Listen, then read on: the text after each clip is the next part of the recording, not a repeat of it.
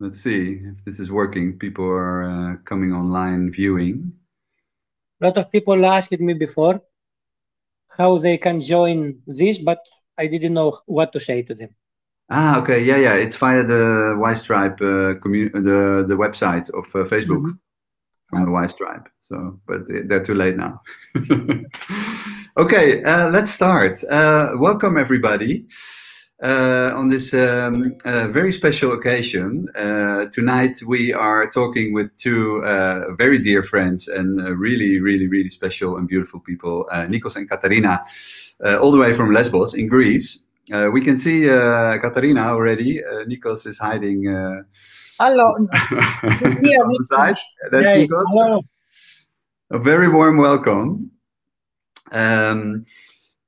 I mean, when we announced this interview, I wrote a little text and I said that you are really famous in Holland for a good reason, of course. But there also will be many people probably joining tonight that don't know you so well. So I wanted to do, if that's okay for you, a little introduction, and then we'll just talk. We'll just see where the conversation goes and whatever is there to be shared. So. Of course, for this interview, I did a bit. I know you already for a long time. We met each other 3 years ago when we came to Lesbos, and of course, we're following your fantastic work. Yeah, just reading in a bit for this interview, I came across your website, and there was this little story how this all started, and I just wanted to read it out, just a few sentences, for those people that don't know you. Because it's such an inspiring story to start with. So I'll just read it out. It's just a few sentences.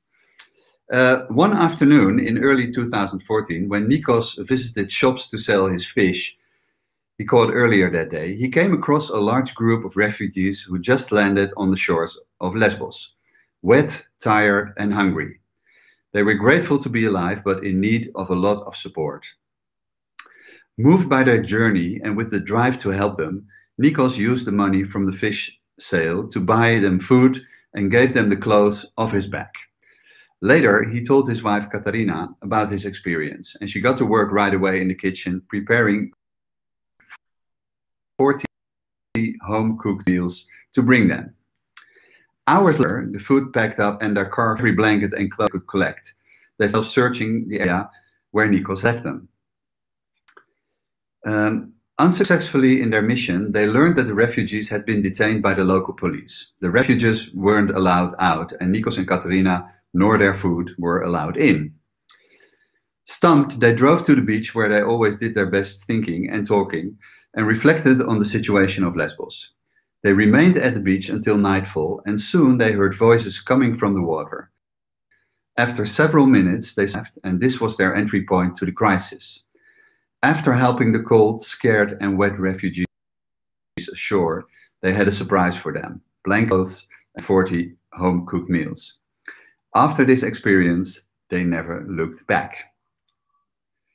This is the introduction on your website, and it's so moving. I mean, actually, when you read it, it's almost like you're there. And of course, we were not there. It's for us. It's an experience that we hear through you. Can you share a little bit, just briefly, what happened after that moment for you? That was the moment that everything started, of course. But at that time, none of us could imagine what is following. We all thought here that, okay, there is a war, some people run away, 50 people, 100 people, maybe 1,000. We are going to help them. This is it. No one ever accept that thousands and thousands of people are going to come to Lesbos, continuing all the years, and without a lot of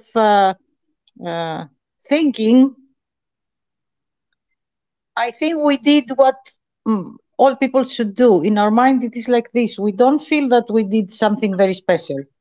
Yeah, but that is so special, I think. No, we don't feel like this. We feel that we did what every human will do for other humans. This is it. It's very simple. It's not a big thing. Yeah, I understand. And at the time when this happened, you didn't just have a fish shop, but you also had a restaurant, right? Yes, Nikos' job is a fisherman. So he's fishing and he had a fish market. And also we had a small restaurant at that time. Mm. And trying to help, the first thing we could offer was food, which is also the number one need for a person to have food. So we start making food and give it for free to our restaurant at that time. Then, as the people getting more and more and more, we start bringing the people to our restaurant to eat for free. And at that moment, we start having problems with the authorities. And why was Because this? sorry? Why was this? What was the problems? Because This was because we had a running business and we offering food for free. So everything in Greece at that time, it was new. The refugee crisis started at this moment. Even the authorities didn't know how to handle this and what is the legal way of doing things and what is the illegal way of doing things. So as a restaurant, it looked that we weren't allowed to give food for free because we couldn't prove that we give the food for free. Yeah. And then we had to choose. We came up with the authorities to this. We had to choose either to keep our restaurant as it was before and have our customers and our profit, either to become a charity kitchen, a kind of NGO, that we could provide food for free to us people as we want, but no customers, no profit. Only after that, we were depending on people's help and what we could offer by ourselves without the restaurant. Of course, without any second thought, we choose the second one, and here we are now. Yeah, where are you now? When we start to help people, and we saw the first refugees tired, in panic, and very sad, our heart was very positive, and we gave a promise to support them as long as people they need us, even it's only one person. So we start to help, and the days and the weeks and the months just pass very quick. We thought this will stop in a few weeks, in a few months, in a year, but this is now 6 years. We are here, we continue, and we always say we will be here as long as people need us. We changed our life, we forgot many things that we had before. We completely changed our plans just to offer the help, because I think this way it's if someone can feel this way, it's the best for the life. Yeah. So in that period, you had a restaurant, you had to change that over. I think that must have been your first encounter between like what for you is just like you're saying, Katarina, just normal to do. The most logical thing to do is to help someone, and then you run into a system that, you know, like bureaucracy, that doesn't allow you because you have to choose, which is of course very strange. And I think we'll talk about that later on, because that's one of the things I think that is so nice about your story, is that more on a broader scale. I mean, a lot of people, of course, are now in a situation, maybe not as a refugee, but that there is like an old system and a new system. So I'm really interested to talk to you about also in this interview how you deal with that, how you, because even when we were there in Lesbos to help you, that you run into a lot of bureaucracy, the police, people not wanting to help. I mean, it's not like because you have this fantastic idea and it's so generous and so loving that everybody wants to help you. You also get a lot of resistance, right? Yes, of course we do. And Yeah. we So still do. what did you run into, and how did you deal with that? Look, in the beginning, we were shocked and surprised. Uh, in the past and before the refugee crisis start, both of us in our lives, before we meet, but also after, we were helping people, the Greek people, I mean, when we could and in the way we could. But not at this size, let's say. Yeah. That was huge, yes. So we were very shocked and surprised because we thought that, okay, when someone wants to help for free, no one will stop him. No, it's not like this. Crazy, huh? There are, yes, there are laws that you have to follow. And in Greece, we didn't had, when I say we, I mean all of us, even the government. We didn't had the education, let's say, about volunteering and charity in this big amount. So I think we, the same time with the government, learn how to do this. Yeah. But the government has the power. We didn't. Yeah, that's That obvious. was the difference. So during the years, we learn when we decide to give our help somehow, first and as fast as this is possible, to find out what is the absolute legal way to do this, so to have less problems. Yeah. This is the only way. Yeah, I understand. Otherwise, it's just not possible. Yes, That, otherwise you're that's going to have more problems. So you have to follow this. You have to accept this and follow. because that's one of the things that I've noticed when we were there is that it seems like you have two agendas. You have the people that want to help, like you, the agenda of the NGOs, and then on the other hand, you have the agenda. It seems like the country or maybe the European Union that don't want these people to come to Europe, and they seem to be sort of contradicting. Is that what you found too? Yes, yes. Of Unfortunately. course, I learned all these years to see things on different points of view. So I'm trying to see things on my side, on the Mm. government side, on Europe's side, on those that they are helping and those they are against, because only like that you can choose what you think is right and what you think is not. And you can see also problems that if you look things only on your side, you cannot see. I Yeah, of think, course. Yeah. yes, the government in Europe have some difficulties into this problem.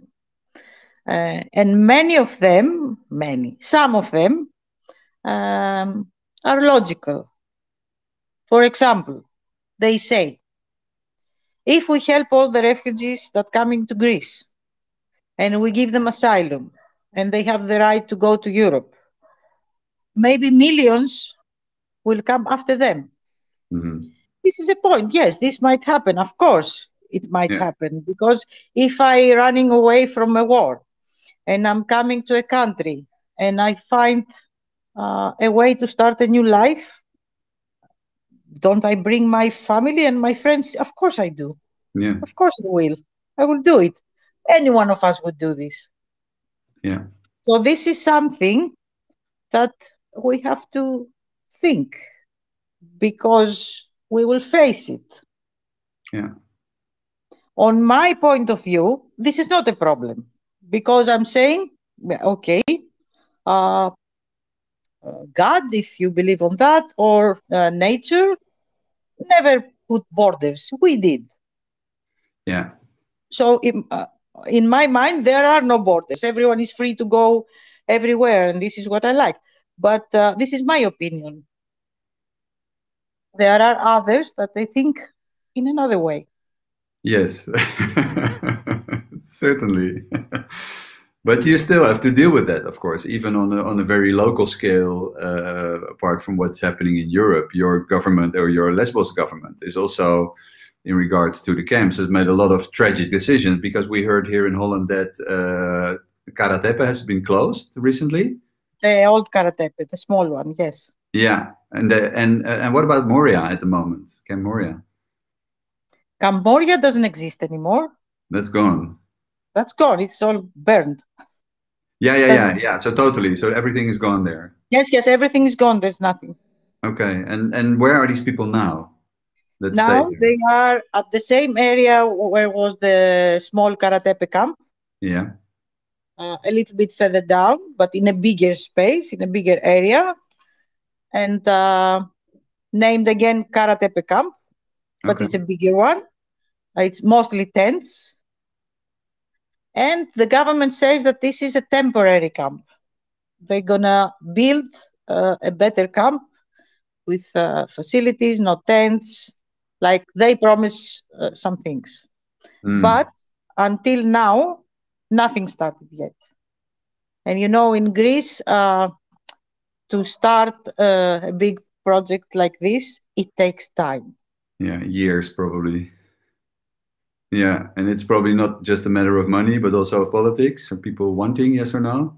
Many things are, because sometime before, when they first announced, before Moria's fire, when the government first announced that they're going to build a new camp in the same place that they say now, there was a huge demonstration of the locals. And there were 3 days and nights fighting with the riot police. Yeah. And at the end, the government decided to stop it. I believe that if they are going to start again there, we're going to have the same problem. Of course, I don't know this time how it's going to end. So what is the situation of these people now? I mean, they are staying in tents, but obviously their situation has become worse than it was before in Moria, I think. No, it's not worse. Is it better? No. You remember the jungle in Moria? Yeah. From that, I think it's better. Okay. The inside, let's say, Moria camp, it was maybe better than this. But from the jungle, this is much better. Okay. And what about the restaurant? Because when the restaurant was open, you used to drive people from the camp to Home for All. People could stay there, could get a free meal. That is probably all closed down because of Corona for a long time. Unfortunately, because of COVID and lockdown, we couldn't do this for months. And one more reason for that was that it wasn't allowed to put more than 2 people in our cars, in the vans. Ah, okay. So there was no way even to bring them. And then it wasn't allowed to have tables and chairs and people sitting. So, but now we hope that this is not going to change. The restaurants are open, of course, only the outside. Okay. But in Greece now it's summer. It's so hot. You can sit outside and enjoy it. Yeah, nice. And we are ready to start bringing people again. The same time, after the fire in Moria, the first 2 weeks that people were on the street, we were making from 2,000-3,000, some days 5,000 meals every day. Wow. And we were distributing to the people that they were sleeping outside under the trees and on the roads. After the government made the new temporary camp, since that day, we making every day, 7 days a week, 102,000 to 105,000 meals every day. Wow. And we distribute in the camp and some of them also outside to families in need. Because I remember when we were there, you also started taking care of the sick people, cooking special meals for them, for people with diabetes. We continue. We continue. Yeah, fantastic. We continue. We continue this. Yes, we continue. That's really great. Yes, we make food for all the diabetics and the people that they have health issues that the different food can help. We also make a distribution of an extra breakfast, let's say, to all the kids two times a week, all the kids from 1 to 12 years old. But we also accept the food. We also try to help with other things. We don't name these things projects. For us, like, we don't use so easily this word. Yeah. If I have something and I want to distribute it for a month, this doesn't make it a project. It's just help. Like, someone gave me this and I give it for free to people. So we distribute strollers, clothing, shoes, hygiene stuff. We're making masks that is necessary now. Yeah. We're supporting 3 schools in the camp. Chocolate sometimes for the kids. We give when new arrivals coming, because boats still coming. We make a bag and we put inside clothes, shoes, and some necessary things. We give food to quarantine. We give food to the people that they are in quarantine, because no one is giving food to them. They're getting only from us. And we also support with food the volunteers, I mean the resident of the camps, volunteers of some other NGOs.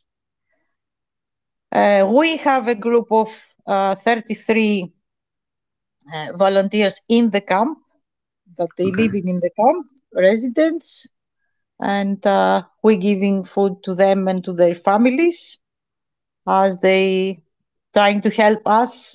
It's not possible to go to the food line. And all that, it's our philosophy, and we try hard to do this, and until now we manage. We don't put people in lines. Whatever we distribute, we go to them, to their tent. So all these distributions, even the food and the breakfast, the strollers, whatever this is, we go, our volunteers going to their tent with a smile, saying something nice, and offer it. We never put people on lines. Fantastic. It's just so amazing how you sort of manage in a situation like that to make it really loving and personal and human. That's really beautiful. And is there a steady supply of food and all these things? Is there enough for what you want to supply to people? Until now, it's working good. Yeah. Yes. Great. Sometimes it's a bit difficult, but in a really magic way. When we have difficulties, something is coming.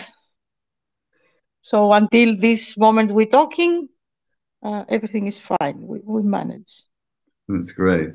And you still, I mean, because it seems like this huge job for 2 people. You have a lot of help in the kitchen, of course, people cooking.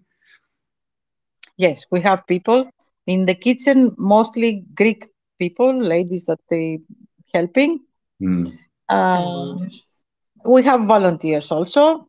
The volunteers are not so much in the kitchen. They helping in other things. But of course, volunteers, it's easier to have on summer months. On winter, it's a bit more difficult. Is it possible for volunteers from outside Greece to come to you now? Yes, of course. And there is no quarantine now in Greece. Okay, so because before, when they were coming. This is through your website, right? Home for All. They can. Yes. Fantastic. So people can come to help again. It's really great. That's great. Yes. We felt a lot of loneliness lately. Sorry?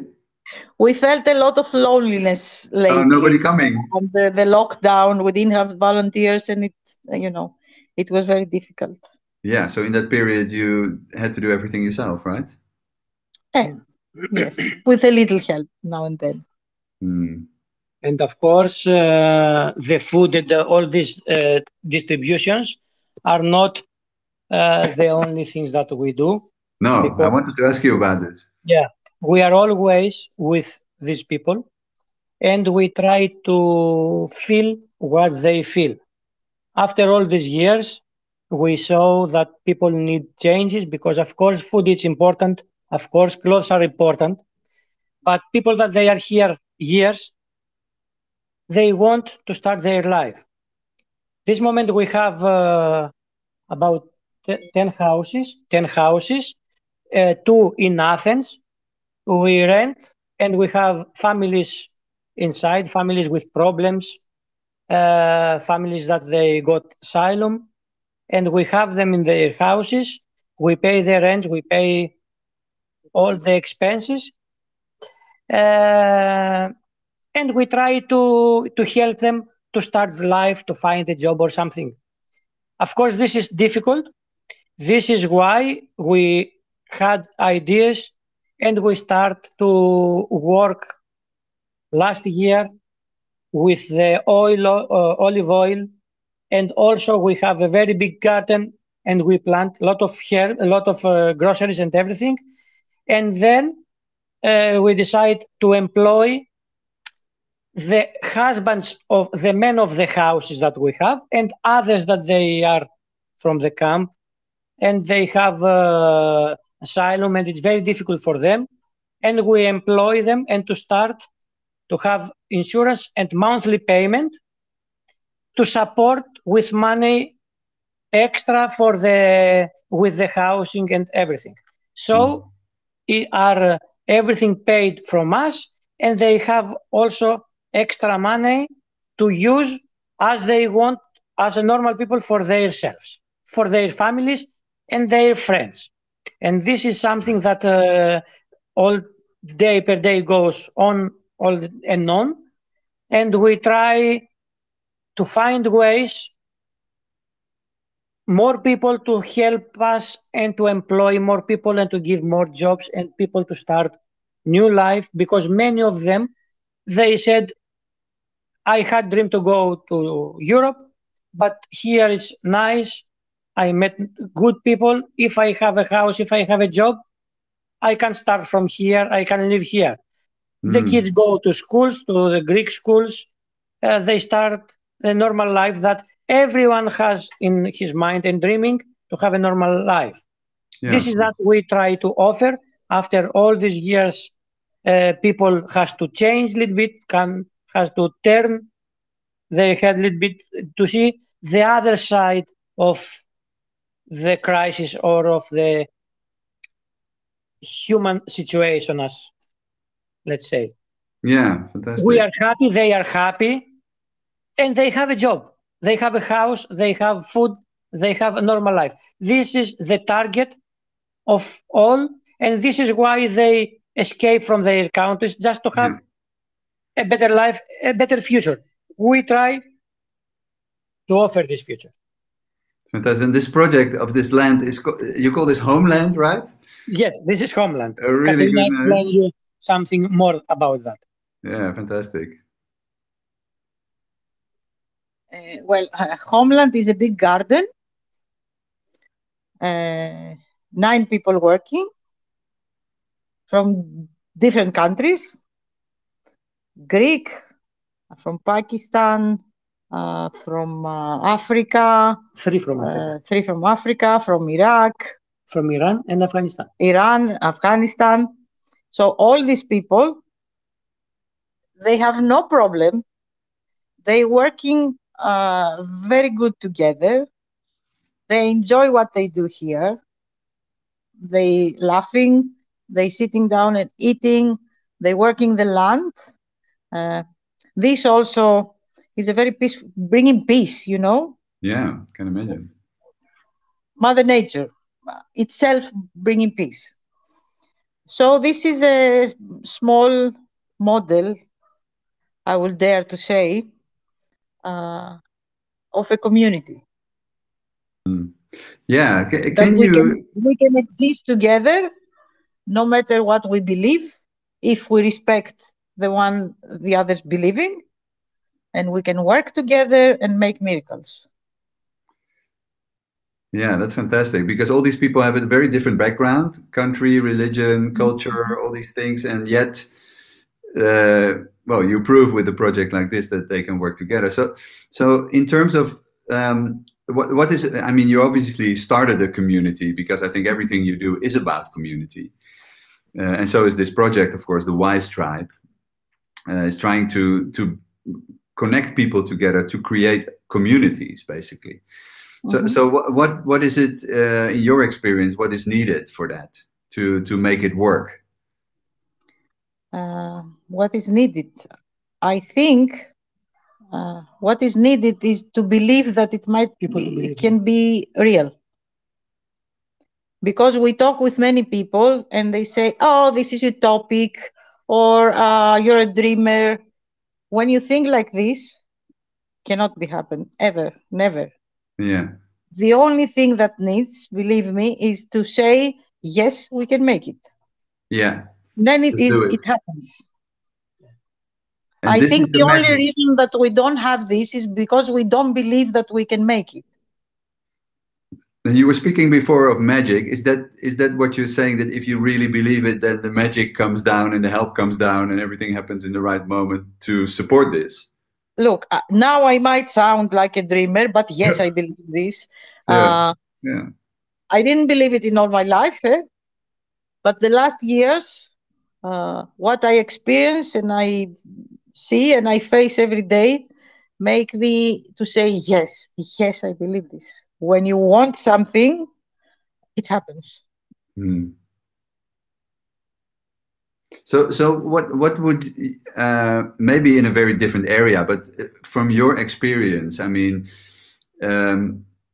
I can imagine that you have still maybe work in situations that are so surreal. I mean, nobody has a scenario for that, right? I mean, the situation that you're in, nobody can tell you what to do. You just have to improvise on the spot. Yeah, true. It takes a lot of flexibility, I think, and trust. So if people want to sort of come together and have a dream or a vision that they believe in, from your experience, what would you advise them to do to make that happen, to make that real? Yes, look, this is my opinion, of course, and this is how we did everything. You don't have to think so much. Of course, you have to think. Of course, you must have a plan and schedule. But first thing is believe it. Second is flexibility, because you start something that it's not so known. Many people don't have experience on this to get advices. So you start with a plan, but you have to be flexible to face every small change or a bigger one. Yeah. And then everything is coming as you're working on it. And there you will find your way. But you don't have to quit. You're going to face difficulties. Because on the one hand, you hold your vision. You know you do something good that spreads love. So that's enough to be sure that it is good. But from your other hand, you hold the everyday things. You have to follow a way. Otherwise, you're going to have problems. So it's like you have to hold your feet on the earth, be here, okay? But then at the same time, dreaming the next day.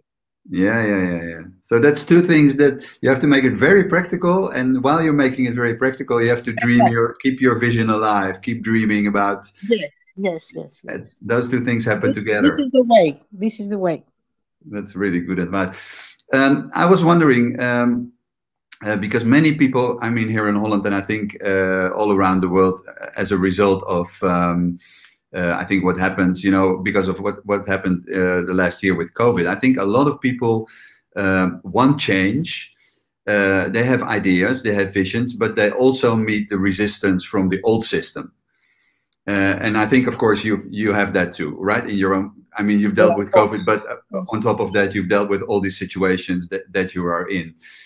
What is your how do you deal with that? Because you say on one end you have to make it practical, you have visions, and then you run into people like governments, bureaucracy, laws that sort of are basically roadblocks. I mean, how have you dealt with that? What is your way of trying to come over these obstacles and pass by them and still, because you have to sort of, I think you said something about that earlier, you have to also be able to sort of sit on their seat and try to understand what their interest is. Yes. So like that, you have to teach them in a way. When you start something that it's, let's say, brand new for you, but also for the other side, then together you have to find the way. Sometimes you have to teach them, because for them also it's the first time. So they learn from you. If you do it in a nice way, as much as this is possible. So how do you do this? Because I can imagine, because your projects or the way you're helping people, I mean, it's so visible. I mean, you could bring government officials to your restaurant, or you could take them to the camp and show them what you do. And I can only imagine, because what you were saying, I mean, everything you're doing is from love. And I mean, we're all human beings, so somewhere we have to be touched by this is enough for you and me. For the government, doesn't exist. Like, doesn't count anything. But is it your experience that, like, if you're trying to teach these people, like you're trying to share your vision and you're showing them what you are doing, do you experience? Yes, I think if you do this, maybe you're going to have some reactions not so helpful in the beginning. But in between this, you're going to find some people that they like the idea, and they will help you to find the right way for them to do it. First of all, legally, this is the problem. Mm-hmm. To follow the laws, if there exist for this that you want to do. And then with them, you've been through the difficulties, and at the end, you find the way. So when they are covered, then you are free just to do your vision. So this is your experience, that even if you're with the people that you have to deal with, you can't reach them, that somebody else will show up and help you. I think yes. And we have to admit that there is a system, an old system, that it is very solid to break it. The only way to get through it is to create another system. So this is what because a lot of people here, they are in a way fighting the system or opposing the system, and I think that's a very natural reaction. And there is also other people that say, like, look, you shouldn't be fighting the system because they are way too powerful, they have way too much money. But what you can do is start like a parallel society, basically what you are doing. Of course. Just do it very differently and prove them wrong, and prove that the other way or your vision is actually working. Is that also your experience, that that's the best way to go? Yes, this is exactly what I'm saying. Create your own system. Mm-hmm. In the beginning, it might be a little bit difficult, but then as more people following you, then your system becoming bigger. And this is the only way to break, let's say, the old system. Yeah. And then the old system will accept you at the end. Is this what you're noticing in all these years? Like, you're six years down the road, do you notice, because what you are doing gets, I mean, a lot of people have heard about your work and your generosity. Do you notice that more and more people are on your side, and that it has a momentum, that the old system is actually sort of showing little cracks? Yes, I see now in the beginning, it was very difficult for us to been through this. We get only negativity. But now, after we stop fighting the system in a not nice way, like in a hard way, and try to find the way to get through this, but without bringing ourselves out of what we want. We always keep like, we want this, we're going to do this, but we will find the way together. Yeah. So you're actually evolving the old system. Yes. As much as possible. Yeah. For me, I think this is the only way. Because when you try only to fight the system will eat you. Yeah, exactly. I think that's a lot of people notice that. I mean, the laws are just getting more bizarre and worse. Of course. I will give you an example, just a simple example.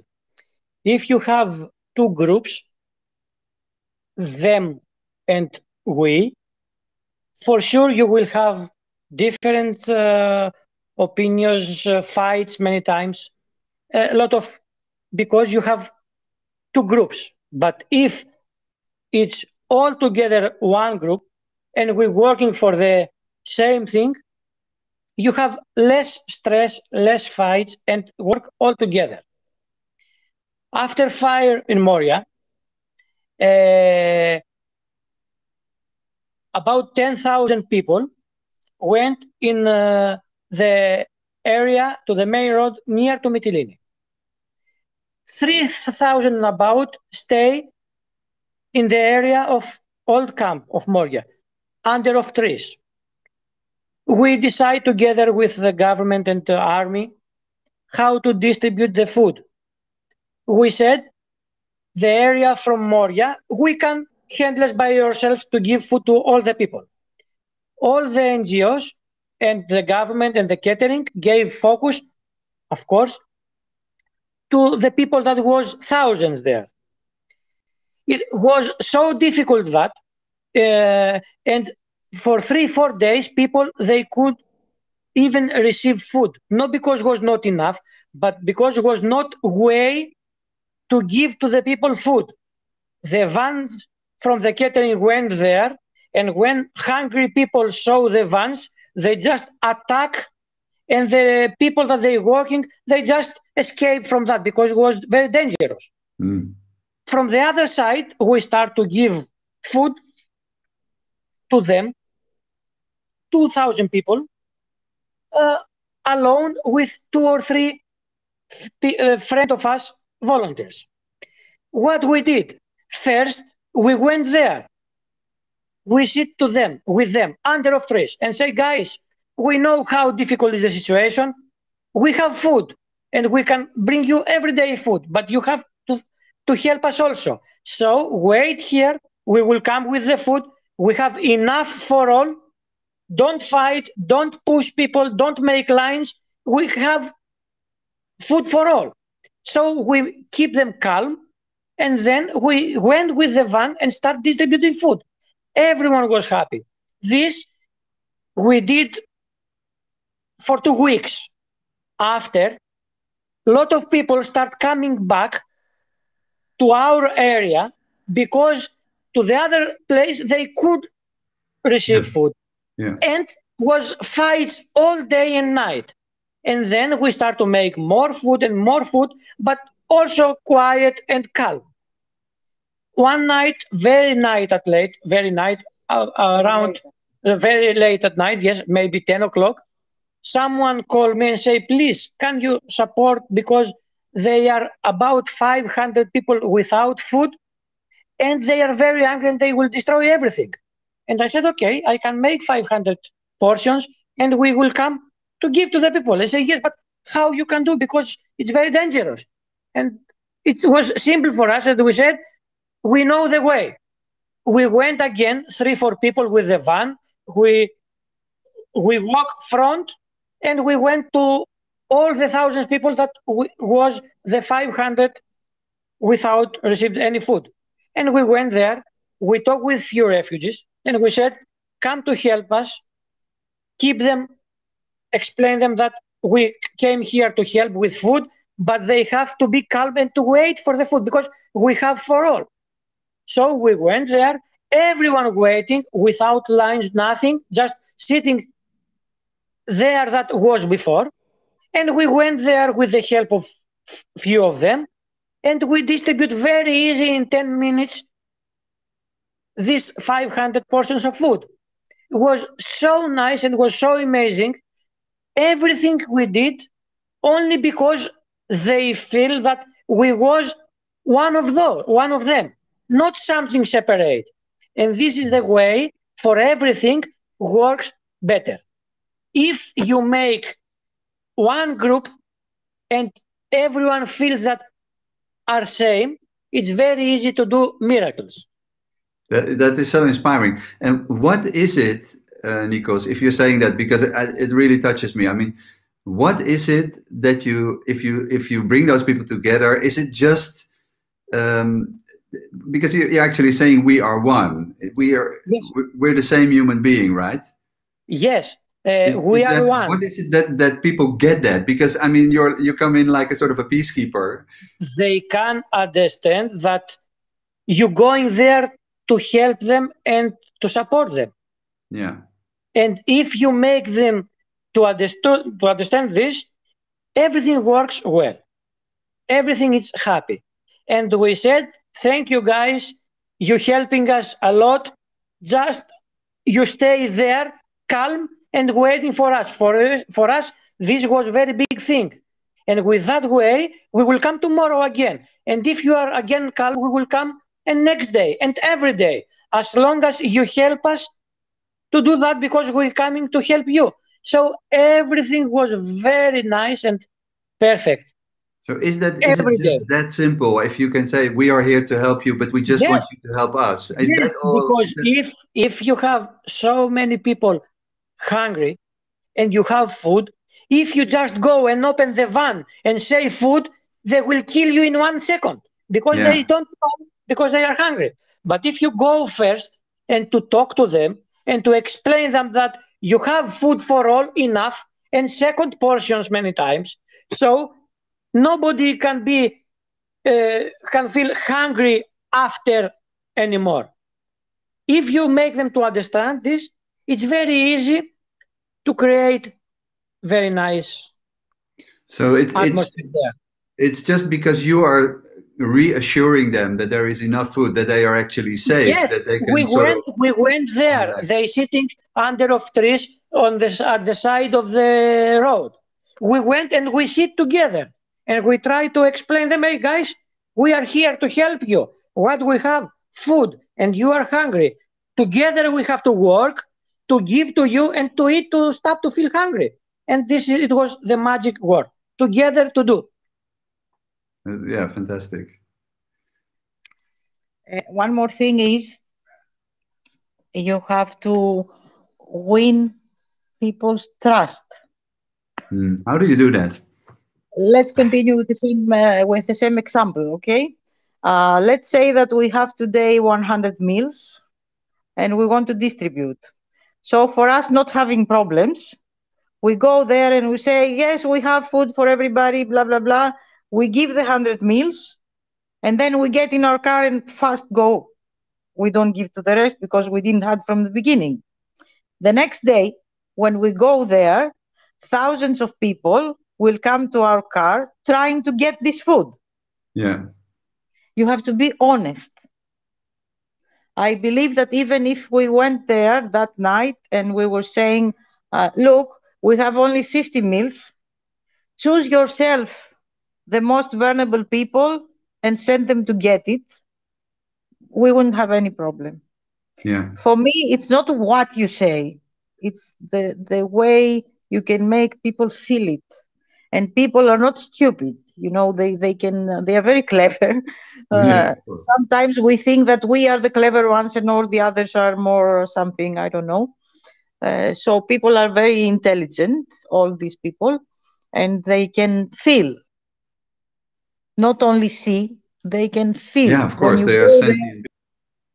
yes, when you go there and you say something, they know how you say it and how the other one say it, what you want and what the other one wants. Yeah. So when you are pure on what you do and honest, people are always on your side, always. Yeah. Even if they don't agree with what you do, sometimes they are on your side just because you are honest. Yes. So these are very common things amongst every person, right? Every human being feels that, knows that, I think so, yes. regardless of where they come from. I want to believe that it is like this. But I think you experience that too, right? Yes. It's not just a belief. No, I am the lucky one. But I think it works so well because I mean you are that. I mean you are so super clear and honest and realistic, and I think many people, of course, also in the community that you help will have heard of you and will know that you actually are dedicated to help them regardless, right? If I had to choose and say one thing that makes me more happy than everything we do is this: when we walk in the camp, uh, hundreds of people knowing us and calling us with our first names. For me, this is the most important thing. Yeah. So they feel not that we are those that we are there to help them. They feel that we are one of them. Yeah. That you are This, friends. if I can say that we succeed on one thing, I think this is the thing. And Would this is you what makes me happy. would you consider them as friends or family? Yes, of course. All of them. Yeah. Yes, yes. The way we talk to each other, it's not like a volunteer, let's say. I'm not saying that this is a bad word, you know what I mean? Like Hmm. a volunteer in the camp wants to help and the refugees that accepting the help. No, we don't have this feeling between us. It's like No, uh, we are friends and we visit our friends. Like that's you right. go to as a guest to a friend's house and you bring something with you, like something sweet, something this, something that. Uh, this is the feeling we have between us. We're visiting them, we bring in something, we sit, we talk. Yeah, great. So, I mean, living like this for so many years, what is your idea? What makes humans human? Because you work with people that have gone through real hardship, really difficult times, have lost their country, family. I mean, when we were there, I spoke to a few people, of course, and I heard their stories, and it's just unimaginable. And this is your daily life. You hear this all the time, but still underlying there is like humanity, right? And this is what you touch when you are with these people. And what is that? What is it that makes humans human? The common things between us. Yeah. What When is it that someone you is share? telling you his story, uh, your human side is to feel how he feels, and the opposite. Yeah. When we can feel the other one, then this is humanity. Connection. Yes, we are all the same, but Yeah, yeah, I yeah. think we stop feeling each other because to hear someone is not enough. You have to feel him. So I can imagine that for people that are in the camps or refugees, that because of what they've experienced, that feeling may be very far away because they are traumatized or, Mhm. well, I mean, whatever happened. So how can you help these people? Because there's also a lot of psychological help for them, of course, I think. or is it just sitting there with them, listening, feeling into their stories, what you were saying? Look, we are not psychologists, of course, no, to help them this way. But for all these people, it's very important to know that someone cares. And when I say someone cares, I don't mean give them food, give them clothes, give them this, give them that.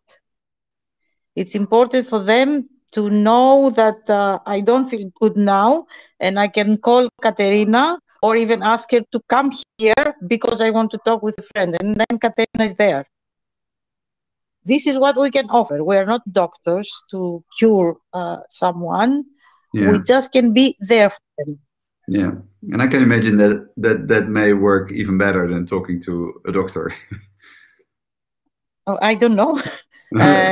In some cases. It looks like it helps a lot. Yeah. So what do you do when you sometimes lose faith yourself, or does that never happen? Until now, it might sound like a bit of ego, but it's not. I never felt it. No, you never felt it? That's great. No. But I think, I know many volunteers that they came to us or to other NGOs on the island, that when they go back home, especially if they stay long here, then they had problems like depression or burnout or things.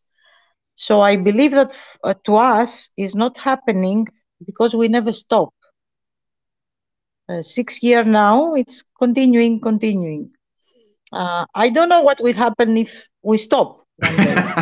It's a very dangerous thing to go on holiday. Yes, I believe that, maybe all this comes, like a something like, not so a nice. freight train catching up. Yes, because now there is not time, maybe even not time, to really think a lot. Yeah. Like we've been through this every day. So it became normal. When and if we stop, yes, when and if this stops, I want to hope and believe the best way for all the people. I don't know what will happen. As long as we continuing doing this, we are fine. Yeah, that's really great. But you have to know it's not always nice, eh? No. I would pretend if I say this. Many times we cry, and then we laugh, and then we cry again, and then we laugh, and it goes like that. And in between this, you find your balance. When something really bad happening, then you do something really good, and like that you can have a balance and you can manage. So what do you feel, I'm interested to hear from both of you, what do you feel is for you personally the most difficult thing to deal with in how you're living now and how you're working? What do you find most challenging in the things that you encounter? For me, it's when the time comes that you see, even if you try all the ways, you cannot help this person. Yeah. Because sometimes this happens also for many different reasons. When that time coming, then maybe for a moment you feel that whatever I did was nothing.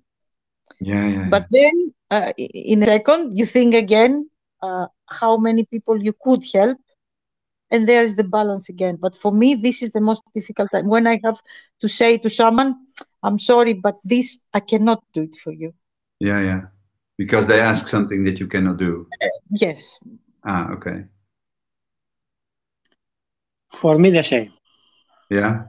Yes, I was thinking to say something else, but no, this is exactly the same. Yeah.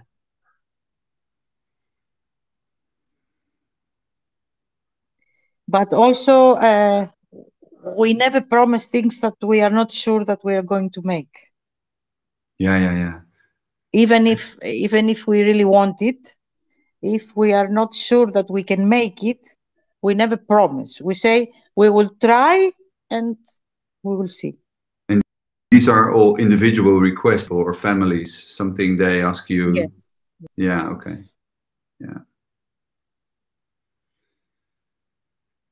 So, just to close it off, could you share with us if you think about wisdom, because this platform that Tijn and Binky raised is called Wise Tribe, and we talked, of course, about community and how you can live together in the circumstances that you do. Mm-hmm. What is wisdom for you? What does that mean? Wisdom is to learn, I think. This is how it's coming, eh? Cannot be in another way. You learn. Me, I say always that in my life, I prefer to be a student than a teacher. I like to learn. And when you are a person that you accept learning and you don't think that I know them all, then wisdom will come to you. Because this is from where it's coming. With all the people you meet, because I can imagine that you've met so many people from different cultures. What is the wisest advice or lesson that you ever got from someone that you met in those years? Is there something that comes to mind, something that you carry with you as a life lesson? I'm trying to think, because if I have to choose one, there are many stories. Yeah, it's a bit difficult, this. I think 6 years now I'm learning. If you could meet me before this, I was a completely different person. I wasn't always like this. I learned. So I became a better me because of what I learned the last 6 years. Before, I was a bit more in the material world. I thought that things are important that now means nothing for me. And I learned to give and not care to take. I am pleased with myself as I became now. And all these change, I owe this to the thousands of refugees I met and all the people I met during the years and all the stories I heard and all the things I face. I became a better person. Yeah. I cannot choose one story. No, I because I have like, I think now I have 100 in my mind that you asked me. It's very difficult. We should do another one. It's very difficult, but a little bit here and a little bit there, I learned many things for the world, for the others, for myself, for how we are and how we should be. And I became a better person. I can really relate to what you're saying. I think what you've experienced, because from how I view your life, I mean, you are really exhausting giving. I mean, you are giving everything you have in time, energy, whatever it is you're giving away. And I think people who do that, I mean, they all experience the same thing, and that there is so much abundance coming through the back door. And that's just a very interesting natural law, you could almost say, right? That if you just give away from a good place, from a really warm heart, life really takes care of you. And you call this the magic, of course, that is happening. And you can just basically count on it. It's fantastic. Mm-hmm. Yeah, great. What about Nikos? Yeah, I would like to say we are closer to God. Closer to God? Yes. Yes, because we saw how the truth is. And he showed us, we said before that if you are one group, only then you can fight together and to have better results. This moment, I feel the same. I feel that God brought us all together different religions and countries and beliefs. He make us one group, and because he is smart, he just teach us. He became us love. So everyone, even different religion, even different culture, everyone, if has love inside, he's closer to him, and it's, I don't know how to say, feels better. And I think now all together, people from around the world, even Europe or America, or volunteers or refugees, even Christians or Muslim or I don't know what else, all together became in one community, and with love stop create a new things and stop and solve problems. I think every day I'm thinking that it's so amazing what we feel this moment after all these years. It's very important. It's amazing. Very powerful. So you Yes. just feel that the energy is, and the love Yes, is getting yes, bigger. yes. The energy, the God comes to us as love, and coming to our hearts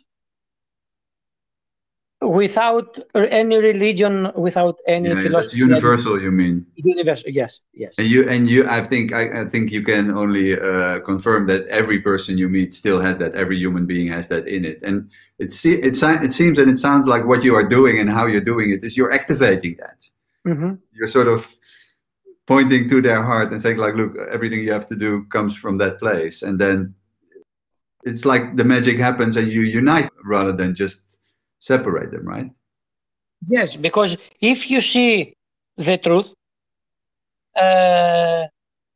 people coming to us, they giving their heart and their hope and their future to us, because we are completely different thoughts and completely different beliefs, but coming together, we are all together, and we offer our support and our love, and everything happens with love. This is love. This is God. Exactly. Nothing more, nothing less. Amen.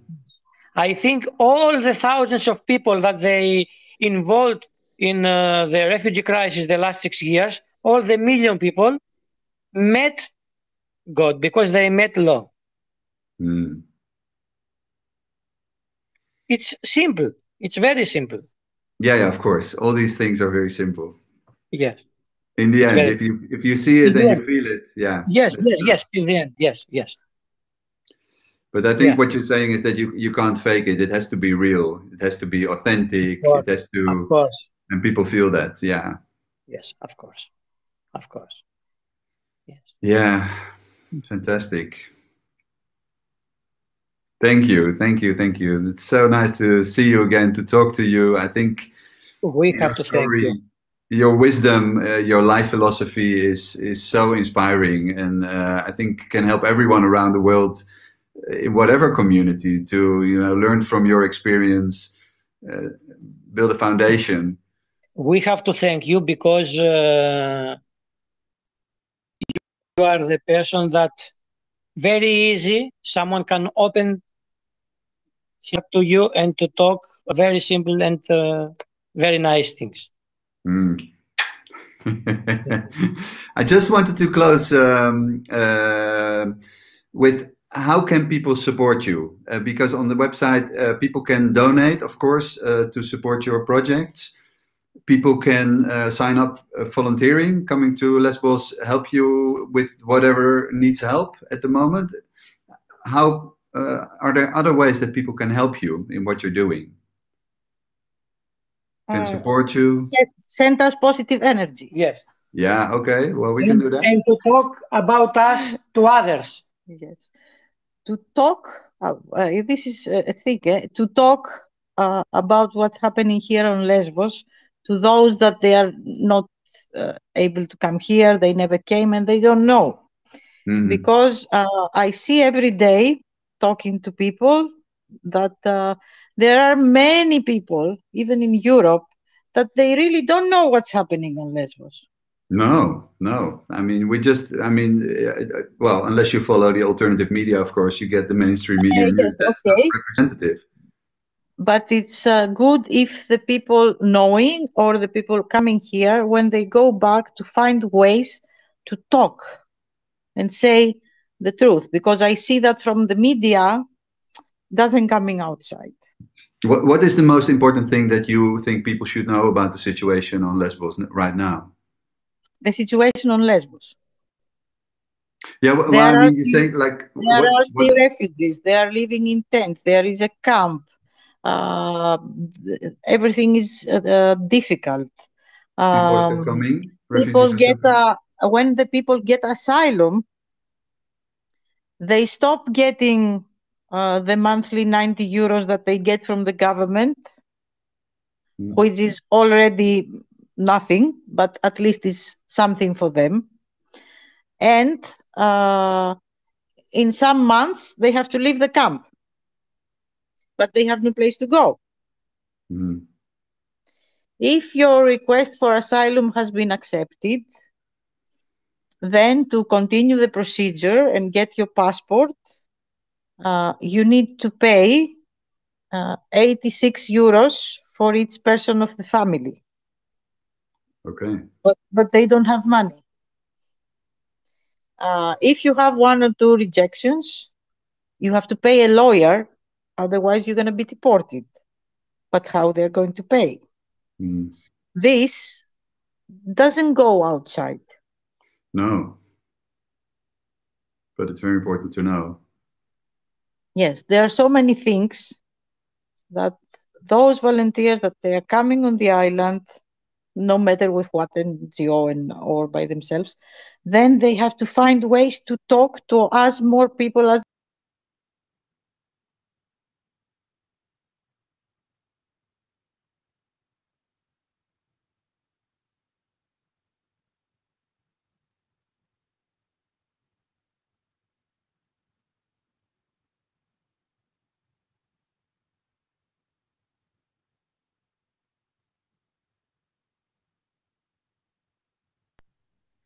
this is a support that helping us to continue. This is how we do it 6 years now.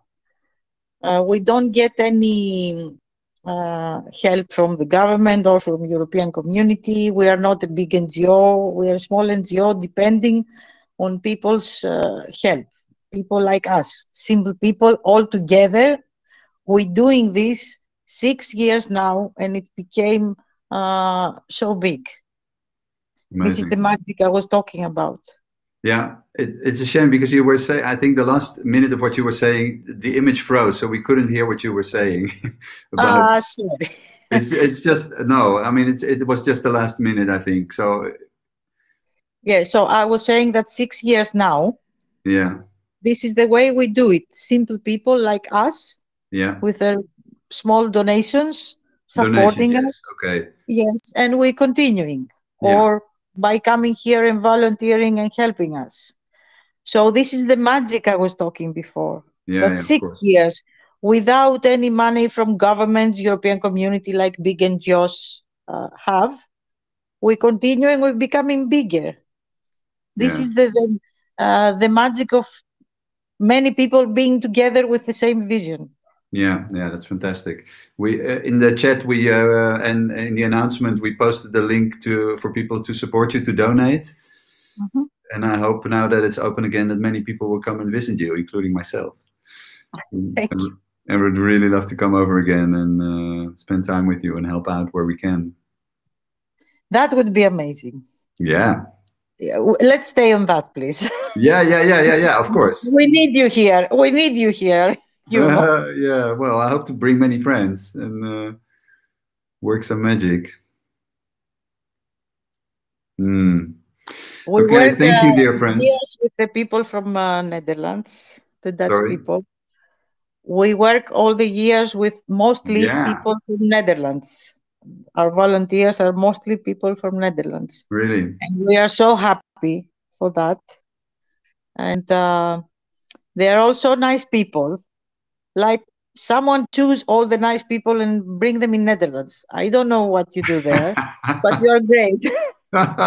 So I remember that you once said that if you want to move out of Greece, you would consider living in Holland.